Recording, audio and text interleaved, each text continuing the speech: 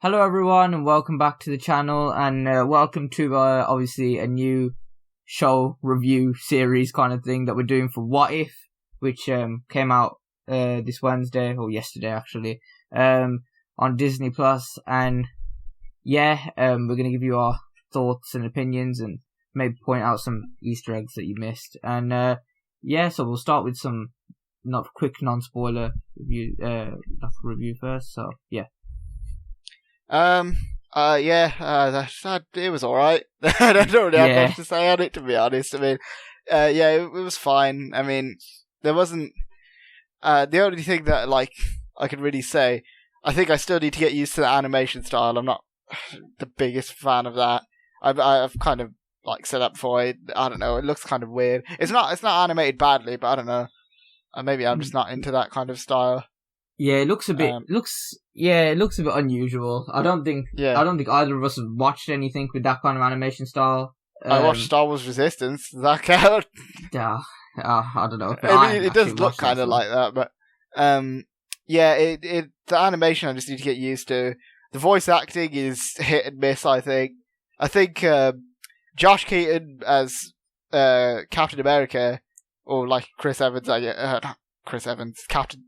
I guess he's not really Captain America in this version, I guess. He's just skinny Steve Rogers as they credit him. But he's taking over from Chris Evans to voice skinny Steve Rogers. He did a great job. Hayley Atwell did a good job. The only ones that I'm a bit I don't know if the voice acting is that great was from Sebastian Stan and Dominic Cooper. I don't know, Sebastian Stan sometimes sounded like he was just there to read lines and not really put too much emotion into it, just read lines. People were calling him Blank in Falcon the Winter Soldier as well. But at least there he could act with his face and body and stuff. In this, he's literally just behind a mic, so I guess that could be something to do with it. And Dominic Cooper wasn't bad either, but I don't know, at times his lines sound kind of stilted. And my biggest thing with it, yesterday I was thinking to myself, is this really a problem? But to me it kind of is. The pacing is just way too fast, I think. Which, I mean, it's, I don't know if it is really a bad thing. I kind of think it is though, because it just moves way too, it just seems like they're just trying to have things constantly happening on the screen to try and keep the viewer's attention. And even this whole episode, it just feels like a Cliff Notes version of First Avenger, but with because obviously, as for those of you who don't know or haven't seen it yet, this first episode is the one with Captain Carter. It just feels like a Cliff Notes version of the First Avenger with Captain Carter involved. So I thought it was fine, but it wasn't anything that I'm more excited for some of the future episodes. Yeah, I think I've same. I think I'm glad they didn't go a completely cliched route. I mean, they did a lot of things different actually, which I thought was good.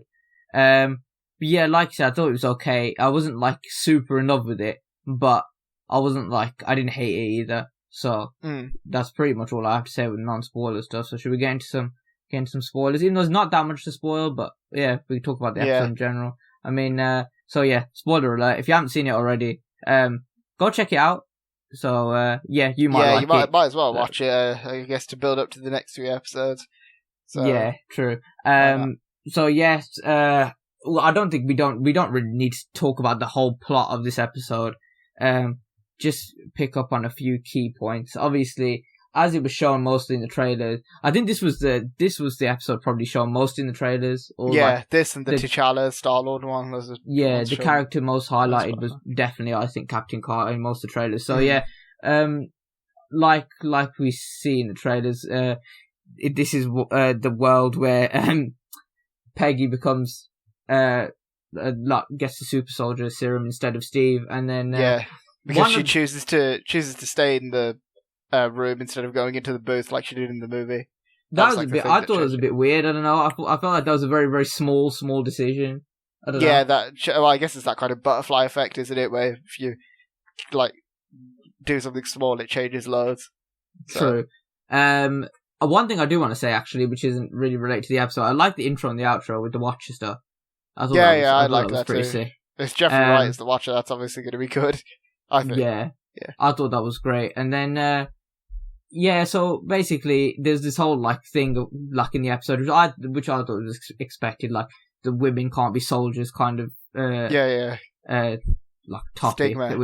which I think is I think that was like I was kind of expecting that in this episode, and I think they play it off well with obviously Peggy showing that she's like really strong and then all that kind of stuff, and then and that women can be soldiers and stuff, and then they don't do, which I thought they might do. They don't do the thing but they reference it. You know, when they Steve says they're gonna put you in the suit and make you like perform just to sell like weapons and stuff. Yeah. I thought they were gonna do that, but they didn't, which I thought was okay. Yeah. They didn't do a lot. That's why I thought they were gonna do a lot of like cliched things. They didn't actually do it. They skipped a lot. Like it felt, as I said, it felt like really rushed. Not rushed.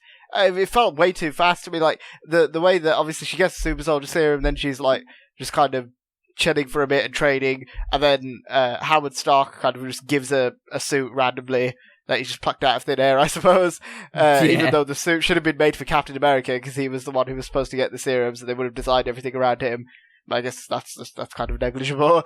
He has like a perfect shield for her straight away, a perfect suit, everything. Just gives that to her, and then she's just fighting all of a sudden, just smashing over tanks or not tanks. It was a big truck, wasn't it? Yeah, the cars and the trucks. Yeah. Yeah, which that was pretty cool because I like Peggy, so seeing Peggy more in action is always a good thing for me. Not gonna lie, I didn't, in the MCU that much. I wasn't really that interested by Peggy, but I actually liked this like a lot more than I thought. Did you watch Agent Carter? Nah, I never watched it. That's I watched Agent Carter. Yeah, I watched the.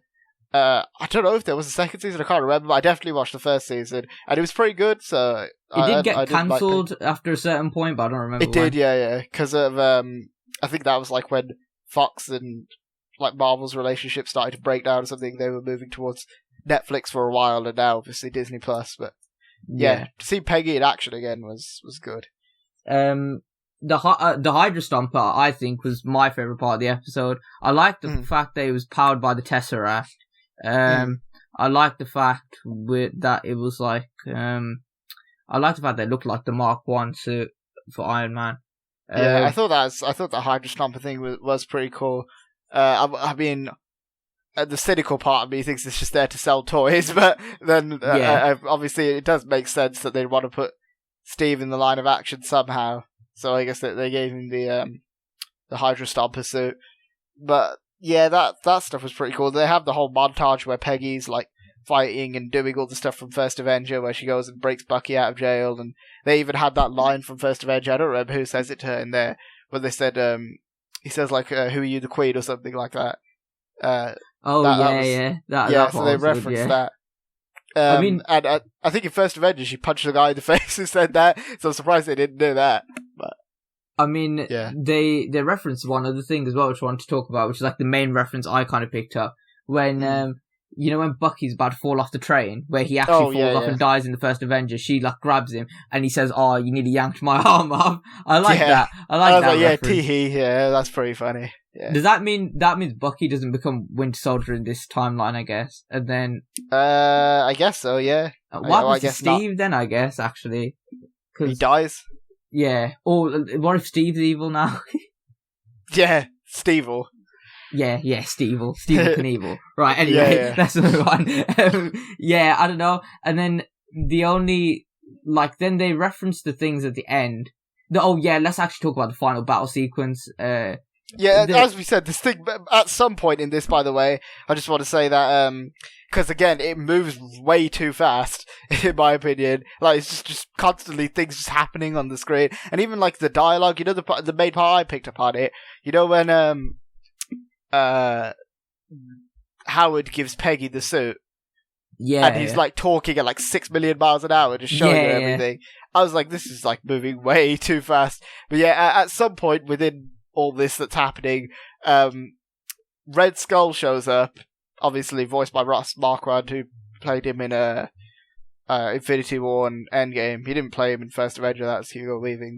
And also Arnim Zola shows up, and they had some scenes with them, I guess, but then it was really quick, and the thing I didn't like.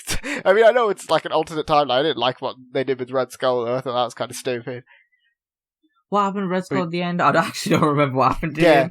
Where, Did he get pulled through? Did he get pulled through? He just gets squished by that tentacle monster. Oh, I mean, he somehow gets with the Tesseract. How did he get the Tesseract back? He's not on Vormir then. They take it. They take it out of the thing. Remember, they take it out of the that's Hydra what I was going to say. Did they take it out of the Hydra Stomper? Yeah, they take it. They kidnap the Hydra Stomper. Remember, because they kidnapped that, but they didn't show like if they took it out of it. I assumed he did, but yeah, I think that's like probably the most logical reason. But, I mean, as they I said, had the this whole thing moves so scene. fast that it's like hard to know what's going on sometimes. Yeah, they have the whole breakout scene as well, where they do the thing with the Hydra Stomper, and like it's like chained up, and then they like juice it up with some energy, and then he just flies off, kind of thing. But the whole like end part of the movie, that if I want any movie, it felt like a movie with how much happened. Obviously it's first Avenger condensed. That's what it is. Yeah, and then if the last part of the show is that obviously there's like tentacle monster that Red Skull describes like Odin, something to do with Odin. It kind of reminded me of Hive from Agents of S.H.I.E.L.D., but I don't know if that was a reference or something, but I don't even know what that is, but yeah, tentacle like monster. Tentacle monster thing in there, yeah. Agent Carter gets a sword, starts trying to like chop it up. Like Wonder Woman. And then don't say that, please. What do you mean? Why not? I just don't like Wonder Woman, especially after Wonder Woman 84. You're a hater, man. That was something different. OG Wonder Woman's good. Not the movie's okay, but like other Wonder Woman's alright. Oh yeah, regular comic Wonder Woman. She's good, yeah. Yeah, so she gets a sword, and she got a sword and shield now, and then she starts chopping up like Wonder Woman. Yeah, like Wonder Woman. And then she starts chopping up the tentacle monster, and pretty much just pushes it through the portal. That was and cool. She goes with it, Peggy kind of thing. Destroy it, yeah. And obviously they reference the whole scene where Steve, in the original version, Peggy says to him that I still need to teach you how to dance, and I owe you a dance and all that. They do that same thing with Peggy and Steve here, but this time Peggy goes like through the portal thing with this big tentacle creature, and somehow ends up at the place where Loki was in Avengers 1, which that was confusing. I don't really understand how that worked. How did she time travel to the future? Did she take Loki's position then? I think, but then how did she time travel to the future? I don't know, I don't know. I mean, wait, what Tesseract, what Space Stone is it? Yeah, I think so, yeah. I'm Space Stone. Finding out, like, I don't know, because how would you you can't travel with time through the Space Stone, can you? That with the Space Stone. Not that I was aware of, no. Oh, I don't know. I don't think they'll explain that either. Yeah. I mean, with that, as I said, with how fast this thing was moving, if every episode's like this, I don't even know. This is like most of this is gonna fly over my head, I think. Yeah, I don't know. Like, I think this might be one of those things that, like, this is making me feel like it might be throwaway. But then, obviously, you were like suggesting the idea that they might show up in Doctor Strange. In Multiverse of Madness. Yeah. I definitely think that Captain Carter will, because they were making a big deal out of this, and I think it's really like. I think that's one of the most interesting kind of crossovers where, well, potentially interesting in terms of the ones where they take a character who is a different character and make them someone else. If you get what I mean, like how they have T'Challa with Star-Lord. I think this is one of the most interesting ones. So I can see that happening. Maybe. I think, I don't know. In my personal opinion, I feel like this could be throwaway. That's just my personal opinion, but I think this could be throwaway. Yeah, if I was being cynical, I think it could be as well, potentially. If it's throwaway, then I guess there's not much reason to care about it anyway. So what episode's good, what episode's bad, then that's just like that, then, isn't it? I mean, this episode was okay. It was decent. It was fine, yeah. It wasn't anything like horrible. I feel like if this wasn't like a Marvel show that came out on the first like day, and then I wouldn't have watched it. I wouldn't have watched it, and like if it wasn't like if we didn't have to review it, I probably would have got bored and just turned it off. Kind of thing. I would have watched it all the way through, but like I wouldn't have. I'm never going to watch this episode again. I don't think, unless like she appears in Doctor Strange, and I'll be like, okay, maybe I'll give it a watch again. I felt myself losing interest. I don't know. I don't remember what part it was though. I feel like it was the part. You know, when Howard Stark gives her the suit at the pub thing, and then I feel like it was that part. I don't know. I just felt myself losing interest a little bit, but out of like when I was watching the trailers. I think out of all the episodes, this was the one that I thought I was going to be least interested in, and we'll see how it plays out. But I think the one I'm most excited for is probably the zombie one. Even though I don't like Marvel Zombies that much, but Spider-Man's in there, which is like my kryptonite, and B, I think that one could potentially, like the ones that are more original could be more interesting. Like even the T'Challa Star-Lord one, I'm interested in that obviously because it's like Chadwick Boseman's last performance and stuff. But even that one, I'm still kind of like, is that just going to be a remake of Guardians of the Galaxy? Yeah, where it's going to be super fast Cliff Notes version of Guardians of the Galaxy with T'Challa, especially after this. I'm a bit worried about that as well, to be fair. Actually, I was going to say I'm hoping they don't do that, but they probably will, to be fair. But I'll still be interested in that just because Chadwick Boseman's last performance. I'm sure he gave a good one as well. But like you said, the zombie one's like going to be, I think, one of the most interesting ones because Spider-Man's in there, and Spider-Man's suit actually looks really good. And speaking of Spider-Man, if Josh Keaton does not voice Spider-Man after this episode, I don't even know what to say anymore. Because Josh Keaton appears in like everything Spider-Man, and he voices everyone but Spider-Man. He voiced like Electro in the PS4 game. I think he voiced Electro he voiced someone, I don't remember who, in Ultimate Spider-Man. No, God, well, we don't have to like pay attention to that, even though I watched the most of that show, but... Yeah, he's voiced like everyone except Spider-Man in everything. So please just let Josh Keaton voice Spider-Man because it's not Tom Holland. We already know that. So I really hope it's Josh Keaton. What's Toby? I mean, that's just like perfect. But I don't think that's going to happen. To be honest, What's Andrew? It looks a bit like Andrew, the Peter Parker. Actually, do you remember they had that thing where they said that like there was that leak ages ago from some Lego set that said it would be Steve Rogers as Spider-Man? Or something like that. Yeah, but that was the minifigure series, and that didn't pay off. But do you think that could be, like, that's how Josh Keaton could voice Spider-Man because he voiced Steve Rogers? Oh, yeah, it could be that. Yeah, it could be something to do with that. Yeah, and someone just sort of got it wrong. Yeah, like someone... Yeah. It might have just been, like, someone typed in, or, like, said that the person who's voicing Steve Rogers is voicing Spider-Man. Someone took it as Steve Rogers is Spider-Man. It's Spider-Man, yeah. That's very true, to be fair. Yeah, that could be the case, yeah.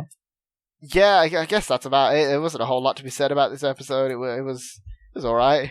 I mean, you could go and watch it. Like, next week's one. Other people might like it more, because I feel like people wanted to see Peggy do, like you said, seeing Peggy do more was like, it was kind of refreshing, but it was just in the same format style as the first Avengers, so it wasn't really that refreshing, so I don't know. If they did a more original kind of thing, I would have been a lot happier with it, but I don't know. I think I don't know what the next episode is. The T'Challa and Star-Lord one. There's a few. Oh, is it that one? Okay, that's good. Yeah. I feel like the zombie episode would probably be somewhere like halfway through, maybe a bit after halfway through. I think the third one's got something to do. Oh, I think this third one might be the zombie one because I think it was something to do. I think the third one's the Loki one, isn't it? I thought the third one was the zombie one because the zombie one apparently takes place like before Infinity War or during Infinity War or something, or like after it, but after the snap happens. And then apparently that's what I heard. And then apparently the third episode's got something to do with the Infinity War timeline. Oh, I read that the second one's going to be the T'Challa and Star-Lord one, and then the third one would be Loki on Earth or something like that. What if Loki came to Earth or something along those lines? Instead of Thor. Yeah, I think instead of Thor. So. Yeah. I don't know. I guess we'll see, but obviously we'll be covering all the episodes. And yeah, we'll be giving you our opinion on them. So yeah, make sure you stick around for that, and go and give What If a watch. You might like it a bit more than we did, but we didn't hate it, but it wasn't anything. It wasn't anything special. But I really like the Watch It intro and outro though. That I actually really liked that. I actually thought it was really cool. I thought that was pretty cool as well. I hope the Watcher gets a bit more involvement, like towards the end. I like that they're involving characters like the Watcher in this sort of thing. I thought that was just cool. Isn't it the only time we've seen them was Guardians of the Galaxy 2 post-credit scene, wasn't it? Yeah. Well, they had that one scene in the movie with Stan Lee. That's pretty cool. Yeah, that was cool. Yeah, that's all I have to say, really. Yeah, so let us know what you guys thought of What If you guys watched it. Let us know in the comments below. Be sure to hit the like button if you enjoyed this video, to share it around YouTube. Be sure to hit the subscribe button for more videos like this. Be sure to check out our Instagram and Twitter, links in the description. Thanks for watching, guys. We'll see you next time. See ya.